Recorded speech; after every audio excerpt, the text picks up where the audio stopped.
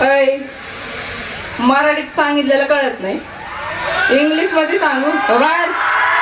तुम्हा सगळ्यांना माझा नमस्कार. खूप छान वाटतंय की तुम्ही इतकं प्रेमाने माझं स्वागत करताय. आणि जळगावकर काय भारीच आहेत, मी काय वेगळं सांगणार यांच्याविषयी, इतकी गोड लोक आहेत.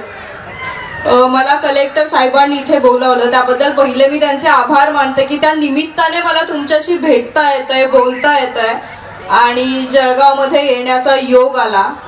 त्याच्यामुळे खूप आनंद होतोय आज इथे येऊन. आणि तुम्हा सगळ्यांना माझ्याकडून तुमच्या पुढच्या वाटचालीस खूप साऱ्या सदिच्छा.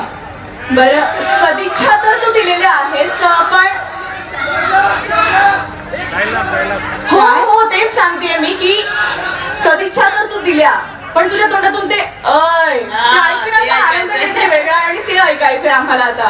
अच्छा, डायलॉग ऐकायचंय.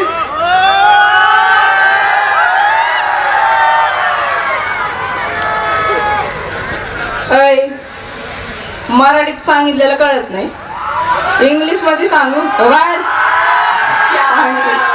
पण आरची आज जळगाव मध्ये आलेली आहे आणि मला असं वाटतं की तिने एखादी डायलॉग जर जळगावकरांच्या भाषेत बोलला तर चालेल का आपल्याला?